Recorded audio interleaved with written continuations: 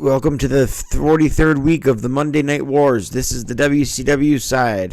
The 46th episode of Nitro, but the 43rd week they go at it head-to-head with Raw.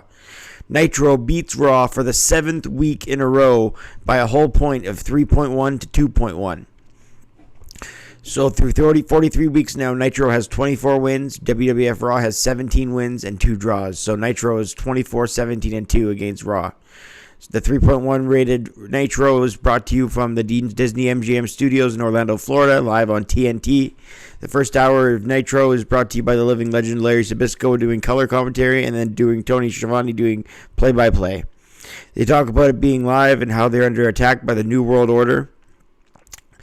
How they're taking over the show, how they took over the control truck in the studio last week, and how they had the videos of the Outsiders. They showed a video of the Outsiders jumping Sting backstage as they distracted Luger. They jumped Sting in the parking lot. So Pyro goes off around the crowd as we get our first match between Jim Duggan and Mike Enos. But this is a special episode of Nitro before I get to the matches. This is the first time we ever hear the nWo theme and the vignette. The following announcement has been paid for by the New World Order. That voice. The first time we get that and the nWo theme during it. It's not the nWo theme live where they come out to the theme. It's just during that video package. So it's the first time we hear the nWo theme with the following announcement has been paid for. And then Hall, Nash, and Hogan do a black and white vignette. It's the first one. It makes its debut in the second hour. After they attack, and this is a special episode of Nitro because they attacked the WCW, and a lot of the card is cut out because like 20 minutes of the show is filmed with an ambulance in the back helping WCW wrestlers that have been attacked. You know, you got Nash throwing Rey Mysterio like a lawn dart into one of the trailers, etc. In the ring, though, before that happened, is Jim Duggan versus Mike Enos. Mike Enos, E-N-O-S is how you spell his name, Enos. So Mike Enos with no Colonel Robert Parker, as he's had problems with him now in the last little bit. Duggan comes out waving the American flag like usual. They advertise a 6-man tag still to come with the Horsemen. Duggan locks up with Enos, firing rights with right hands and a shoulder tackle, a hip toss, a clothesline to the floor to Mike Enos by Duggan, who goes, "Oh!" as the fans chant USA. Mike Enos takes off his vest, so now it's serious, I guess. He tried with a shoulder tackle, but Duggan doesn't seem to get taken off his feet. Duggan with lefts and rights, and then charging Duggan got taken out to the floor. Mike Enos scoop slams him outside the floor on the concrete. They come back in the ring, and Duggan keeps brawling with his rights and lefts, but Enos holds his own in the corner and takes Duggan out of the corner and slams him into the other corner and hits his head into the turnbuckle. Duggan then off the ropes with a sideways neck breaker, and then a headlock by Duggan to Enos. Enos then reverses it with a headlock of his own. Duggan was out of it with the headlock for at least a half a minute, and then a shot to the abdomen gets him out of the headlock and an elbow drop. He's chugging an elbow drop by Enos to Duggan, and then he chokes him on the ropes. Using his sunset flip and to Duggan by Enos, a 2 count, but then I got a neck breaker and a front face lock. Enos went up top for a flying splash, but Duggan got tape for his wrist and hit him with the tape for his wrist. And in the end, Duggan got the win at 7:30 with a wrist tape shot right hand. I thought the match was decent for an opener. Pretty basic formula with the face taking most of the beating. Mean Gene talks with Duggan afterwards, and Duggan asks how Hollywood Hogan could turn his back on all the kids. Next up, we got Luger, Savage, and Sting versus the 4 Horsemen, Benoit, Flair, and McMichael. Deborah McMichael, Miss Elizabeth, and Woman are there at ringside. The only person missing is Arn Anderson, who will be attacked by the nWo later in the show. So Arn's the only one not out there. Sting's music hits, and the Macho Man, Luger, and Sting all head to the ring. Savage and Flair go at it. Bad blood boils out to the floor between Savage and Flair as they battle all the way to the back. A Glacier vignette plays during the commercial. We come back from the commercial, and Benoit and Sting are going at it in the ring. Makes me want to see a Benoit Sting one-on-one match. Savage and Flair go to battle all the way around Disney MGM Studios. They come back. Luger and McMichael are the legal men in the ring as they circle around each other and tie up. A battle of power between those two. Benoit gets tagged in right away and chops the hell out of Luger before stomping him on the corner. Savage gets tagged in and drops a double axe handle to Benoit. Then Savage neutralizes Benoit into a front face lock on the canvas floor before Benoit went back at it. Savage takes in Luger, and then Flair gets a tag in from Benoit, so Flair takes it to Luger. Flair with an Irish whip. Luger comes off with a shoulder tackle. Sting gets tagged in and then takes it to Nate with high shots and a hip block. Flair rakes the eyes of Sting, and then Sting goes for the top rope superplex. Sting with a sunset flip, and Flair tags in Mongo, who drops an elbow to the Stinger before a hard clothesline in the corner. Mongo with a backbreaker to Sting. Benoit comes in with a reverse elbow to Sting, hitting a standing outside suplex and a near fall for the Four Horsemen.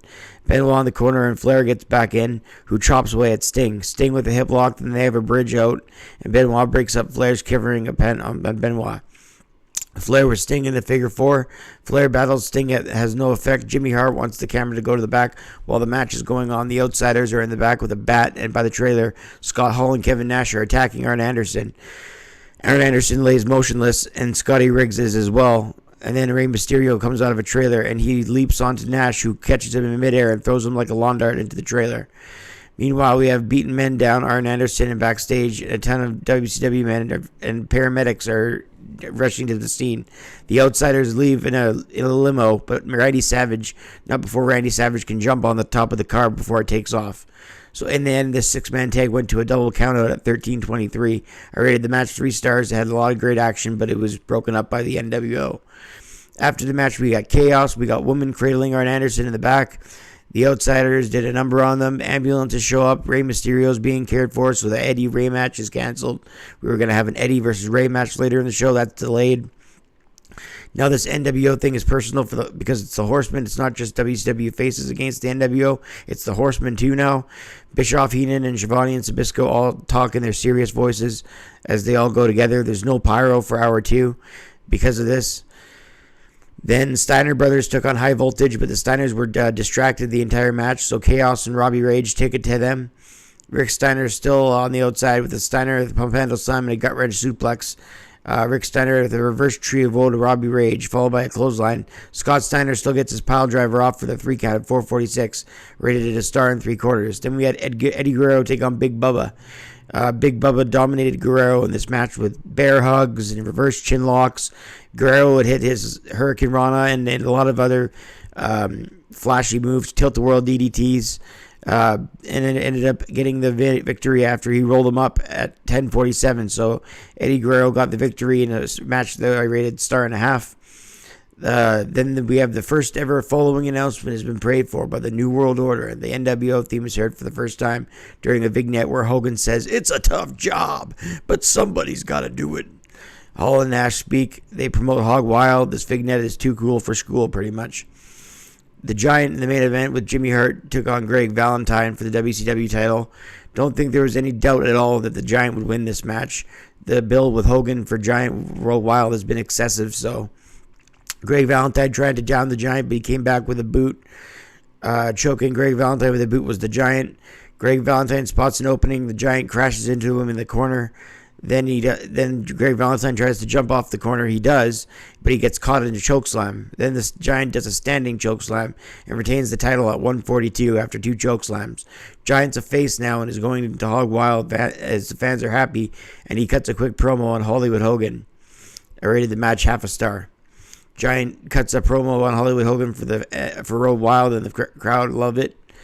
That does it for the show. The nWo, they show a replay of nWo taking it to WCW, taking over WCW, how Nash threw Ray like a lawn dart. There was supposed to be a number of matches on this card, but it didn't take place because about 20 to 25 minutes of the show was cut off.